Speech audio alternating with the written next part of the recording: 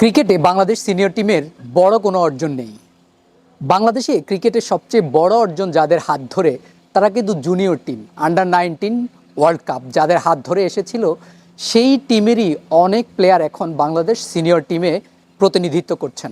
সামনে Asia cup, তার আগে নেদারল্যান্ডস বাংলাদেশে আসছে 3 ম্যাচের টি-20 সিরিজ। সেই সিরিজের 3টি ম্যাচই হবে সন্ধ্যায় 6টা থেকে শুরু হবে এবং সবগুলো ম্যাচই হবে সিলেটে।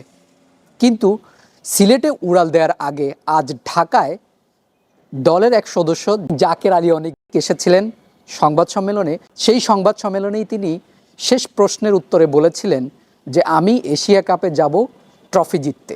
যদি বাংলাদেশ এশিয়া কাপে সত্যি সত্যি ট্রফি জয় করতে পারে, এটাই হবে সিনিয়র টিমের সবচেয়ে বড় অর্জন।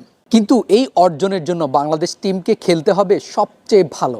ভারত, পাকিস্তান, শ্রীলঙ্কা, এই যত দলই এশিয়া কাপে অংশগ্রহণ করবে তার মধ্যে সবচেয়ে ভালো খেলতে হবে। সবচেয়ে ভালো না খেললে এই অর্জন সম্ভব নয়।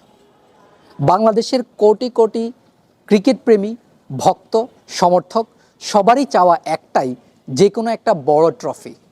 পঞ্চপাণ্ডবের হাত ধরে ক্রিকেটে অনেক কিছুই এসেছে, ক্রিকেটে অনেক পরিবর্তন এসেছে। বাংলাদেশের ক্রিকেট একটা পর্যায় থেকে আরেকটা পর্যায়ে এসেছে, কিন্তু তাদের হাত ধরে কোনো ট্রফি আসেনি।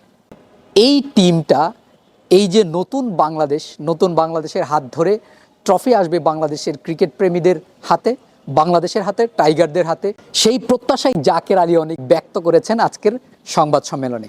সবাইকে অনেক অনেক ধন্যবাদ সি স্পোর্টসের সাথে থাকার জন্য।